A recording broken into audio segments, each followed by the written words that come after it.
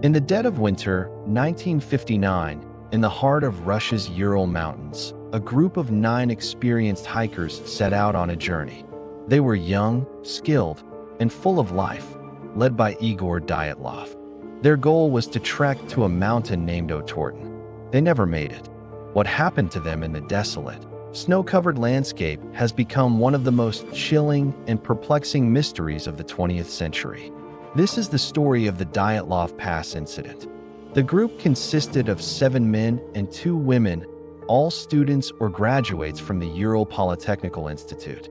They were all seasoned winter hikers, well prepared for the brutal conditions of a Category 3 expedition, the most difficult classification. The plan was to ski across the rugged terrain, conquer the peak, and return, a feat that would earn them high honors in their hiking club. They documented their journey with diaries and photographs, painting a picture of a happy, cohesive group, enjoying the challenge and the stark beauty of the mountains. Their last known camp was pitched on the slopes of a mountain named Kolit-Syakhl, which ominously translates from the local Mansi language as Dead Mountain. This was a strange choice for a campsite.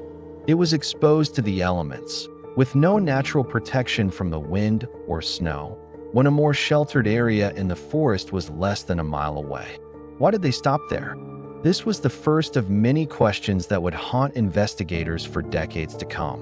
When the group failed to return by their expected date, a search and rescue operation was launched. On February 26th, searchers found the abandoned campsite. The scene was bizarre and deeply unsettling. The tent was heavily damaged, but not from the outside. It had been sliced open from within, as if the hikers had desperately needed to escape in a hurry. Inside, all of their belongings, including warm clothes, shoes, and supplies, were left behind, neatly arranged. It was clear they had fled in a state of panic into the unforgiving wilderness, with temperatures hovering around -30 degrees Celsius. Leading away from the tent were sets of footprints in the snow. The prints showed that the hikers were barefoot or wearing only socks. They walked, not ran, in a calm, orderly line down the slope towards the forest edge, nearly a mile away. It made no sense. The first 2 bodies were discovered under a large pine tree at the edge of the forest. They were the bodies of Yuri Krivonischenko and Yuri Doroshenko. The branches on the pine tree above them were broken up to a height of 15 feet, suggesting one of them had tried to climb it, perhaps to get a better view or to escape from something. A short distance away, between the pine tree and the abandoned camp, 3 more bodies were found, those of Igor Dyatlov, Zinaida Kolmogorova, and Rustam Slobodin. Their positions suggested they were attempting to return to the tent. Dyatlov was found clutching a small birch branch, his other hand raised as if to shield his face. Slobodin had a fractured skull, though it was not considered a fatal injury. They had all died of hypothermia. So far, the tragedy seemed explainable, albeit strange. A group gets disoriented, panics, and succumbs to the extreme cold. But what the search party found next would change everything. 2 months later, in May, after the snow began to melt, the remaining 4 hikers were found in a ravine about 75 meters deeper into the woods from the pine tree.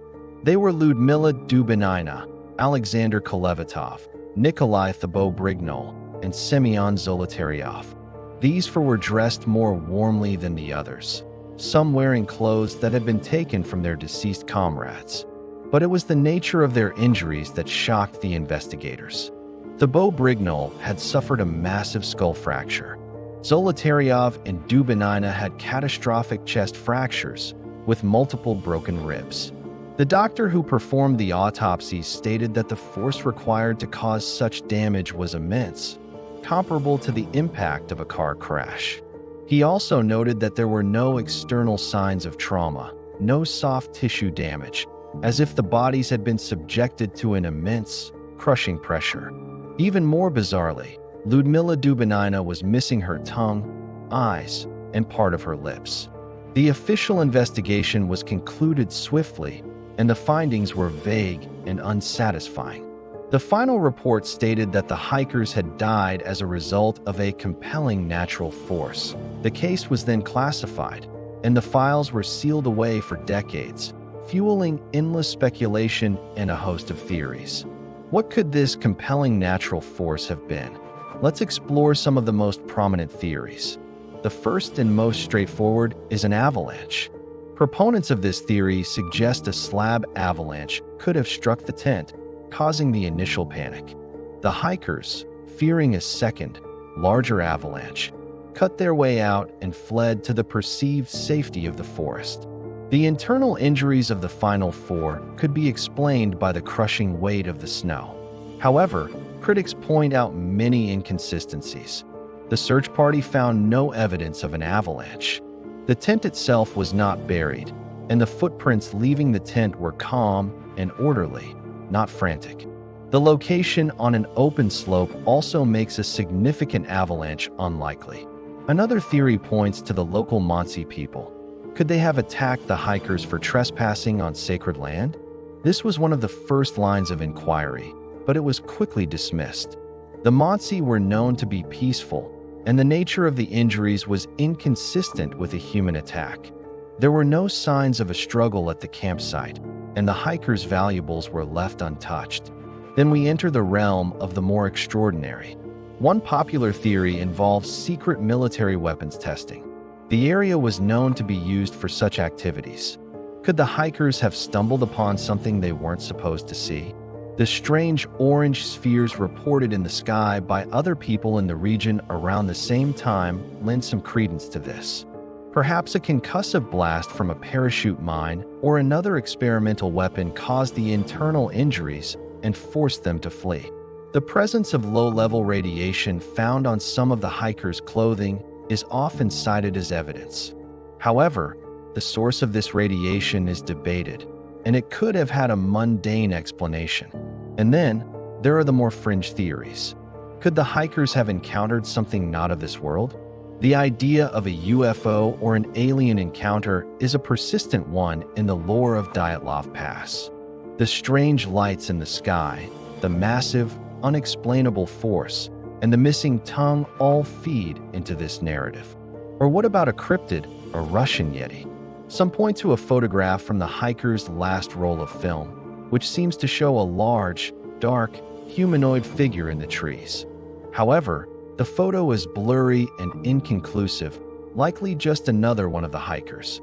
One of the more scientifically grounded but equally terrifying theories is infrasound. This involves low-frequency sound waves, below the range of human hearing, that can be generated by certain wind patterns, like a Kármán vortex street forming around the peak of Kolit-Syakhl. Exposure to infrasound can induce feelings of intense panic, dread, and physical discomfort, which might explain the irrational decision to flee the tent. However, it doesn't explain the catastrophic physical injuries. Perhaps the most plausible explanation is a combination of events. A rare weather phenomenon, like a small, localized avalanche or a powerful gust of katabatic wind, could have damaged the tent and caused the initial panic. Disoriented and suffering from paradoxical undressing, a symptom of severe hypothermia where victims feel hot and remove their clothes, they fled to the woods. The first 5 succumbed to the cold. The final 4, seeking shelter from the wind, fell into the ravine, and the force of the fall, combined with the weight of the snow above them, caused their devastating internal injuries. The missing tongue could have been the result of natural decomposition and predation by small animals in the watery environment of the ravine. But even this complex scenario leaves questions unanswered. Why did they walk, not run? Why go to the woods instead of digging a snow cave for shelter, a basic survival technique they all knew? Why did they split up? In 2019, Russian prosecutors reopened the case.